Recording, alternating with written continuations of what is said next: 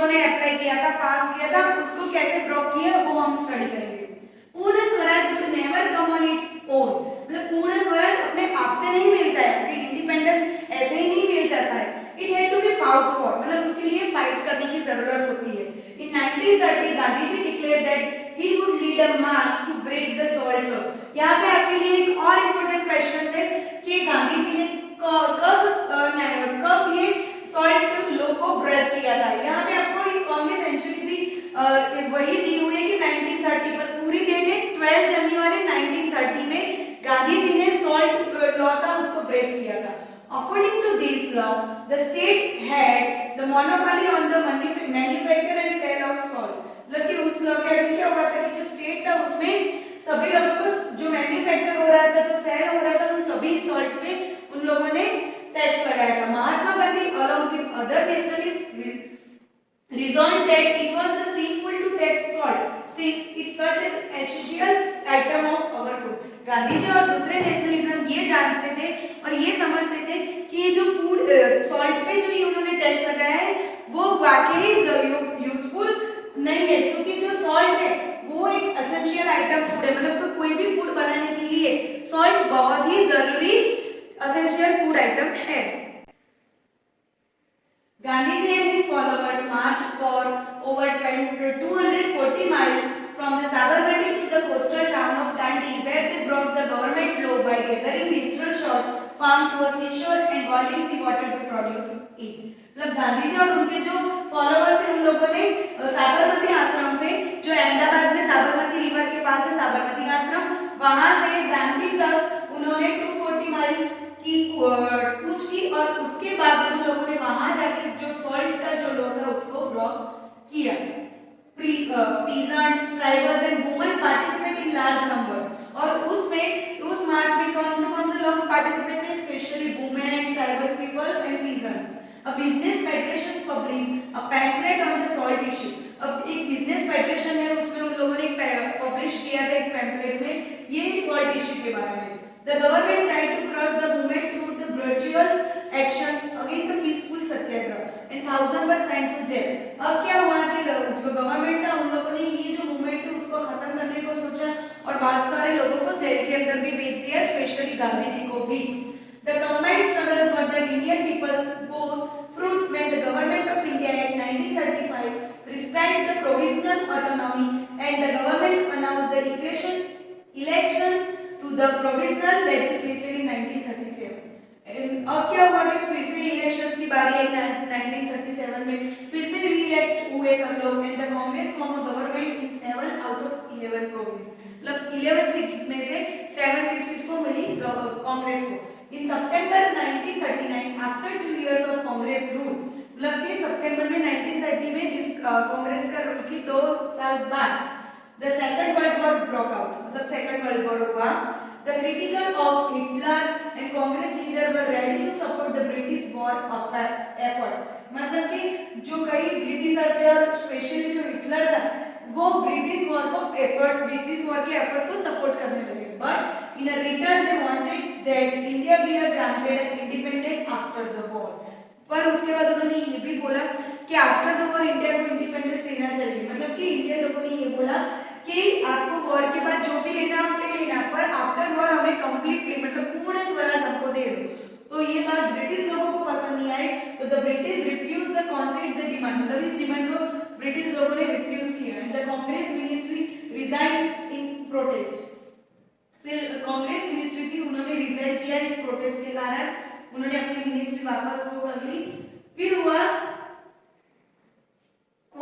Quit India letter, मतलब last moment थी जिसमें महात्मा गांधी ने फाइनली डिसाइड करके फेस टू फेस ब्रिटिश को बोल दिया कि आप लोग यहाँ से निकल जाओ, इंडिया को छोड़ दो।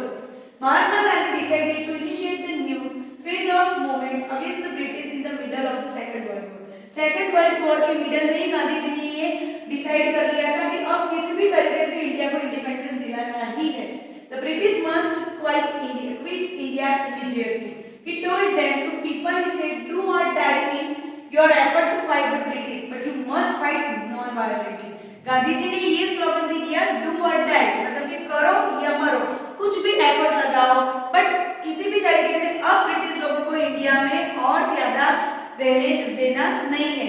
और उन्होंने साथ ही साथ ये भी बोला कि जो आप मूवमेंट करोगे, जो फाइट करोगे, वो नॉन वायलेंट होनी चाहिए, मतलब अहिंसक होनी चाहिए। Gandhi ji and other leaders were jailed at once but the movement spread, मतलब उस टाइम पे गांधी जी और उनके जो अदर फॉलोअर्स और लीडर्स थे वो तो उस टाइम पे जेल में थे, पर ये मूवमेंट इतनी ऑल ओवर इंडिया में स्प्रेड हो गई थी तो अब उसका रोकने का कोई मीनिंग ही नहीं था। Specially attract the peasant and the youth who gave up their studies to join it, मतलब कि उसमें कौन-कौन ज्यादा पार्टिसिपेट लेने लगे, पीजेंट और जो यूथ मतलब यंग लोग थे, उन्होंने स्टडी छोड़ के इस मूवमेंट में पार्ट लिया। Communications and the symbol of state authority were attracted all over the country. In many area people set up their own government, कई एरिया में तो लोगों ने अपनी खुद की गवर्नमेंट भी सेटअप कर दी। And the first response of the British was some repressions by the end of 1940 over 90,000 people were arrested। और इसके कारण 1943 में क्या किया कि 90,000 people को बिना बेवजह अरेस्ट कर लिया, अराउंड 1000 people को मार दिया गया।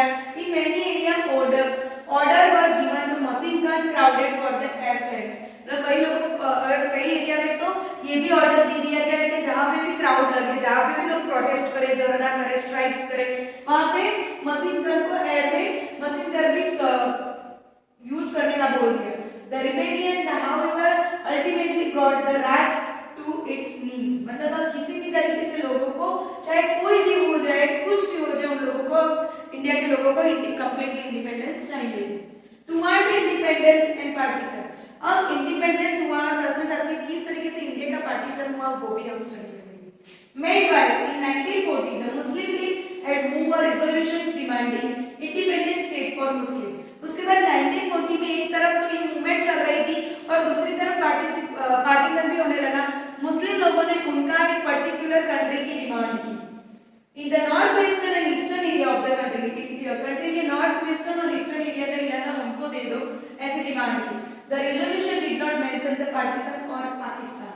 Why did the League ask for the autonomous arrangement for the Muslim of the subcontinent? तो बाकी के लोग ये भी बोलने लगे कि इंडिया हिंदू मुस्लिम एक है, तो मुस्लिम लोगों को अलग कॉन्टिनेंट क्यों चाहिए, क्यों वो लोग पार्टीशन करना चाहते हैं। From the late 1930th century, the League began viewing the Muslim as a separate nation from the Hindus।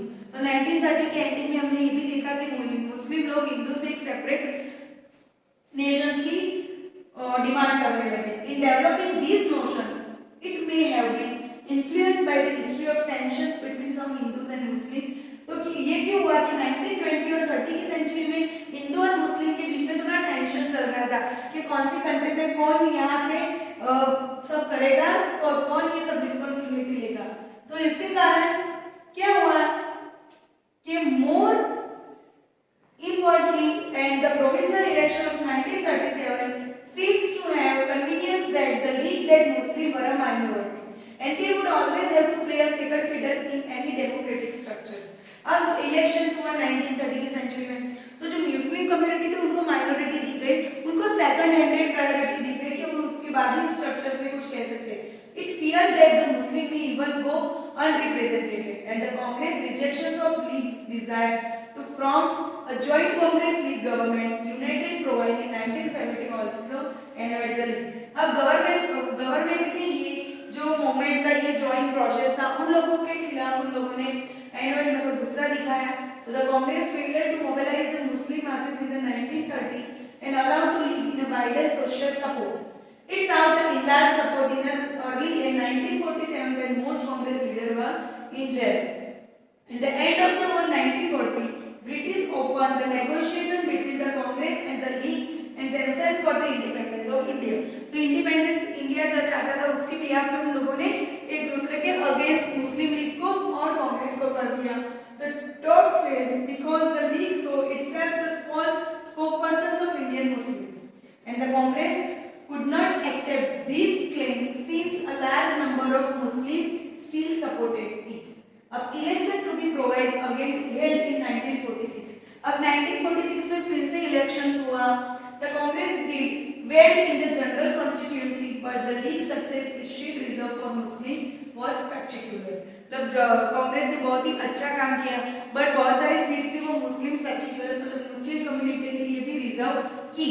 In March 1946, the British cabinet sent the 3 railway 1946 में मार्च में ब्रिटिश गवर्नमेंट ने 3 जो कैबिनेट में एग्जाम के लिए मेंबर्स को भी भेजा for a suitable political framework for a free India and this mission suggested that India should remain united and constitute itself to loose confederations with some autonomy for Muslim majority area. तो उन लोगों ने क्या किया कि ऐसा कुछ काम करें तो जो इंडियन लोग हैं वो अपना जो कॉन्फिडेंस है वो लूज कर दे, but it could not get the Congress and Muslim League to agree. मतलब मुस्लिम लीग और कांग्रेस ये दोनों इस बात से अग्री नहीं हुए and specific details of the proposal and partition now become more and less imitable and after the failure of the cabinet missions और कैबिनेट का जो मिशन फेल हुआ उसके बाद the Muslim League decided to mass agitations to winning the Pakistan demand. अब Muslim लोगों ने फिर से एक सेपरेट नेशन की डिमांड की और किसकी की? पाकिस्तान की। It announced 16 August 1946 as a direct action day. अब यहाँ पे एक important question ये भी है which day called the direct action day? 16 August 1946. On this day, riots broke out in Calcutta and lasting several days and resulting in death thousands of people उसमें मारे गए, बहुत सारे लोगों ने oppose किया। By March 14, 1947, violence spread to different parts of northern India. Many 100,000 people were killed and numerous women had faced to untold brutalities during the partition। मतलब कि बहुत सारे उन्होंने crucial situation को भी face किया।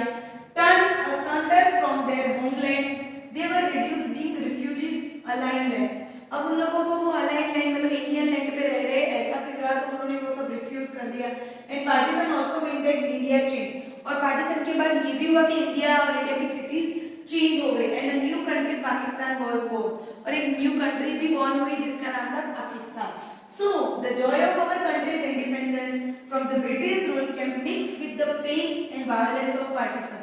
मतलब कि अब क्या था कि इंडिया इंडिपेंडेंट तो हो गया था तो उसकी जो जॉयनेस थी, जो हैप्पीनेस थी वो मिक्स हो गई। किसके कारण? क्या इंडिपेंडेंस मिला उसमें फ्री तो और कुछ तो हो गए, पर साथ ही साथ जो इंडिया का पार्टीशन हुआ और जो वायलेंस का उसका पेन आज भी इंडियन लोगों के अंदर है। तो यहाँ पे हमारा ये जो चैप्टर है वो खत्म होता है। तो इसमें हमने क्या स्टडी किया? Different movements and how they affect and which Indian leaders to give up a freedom. Thank you.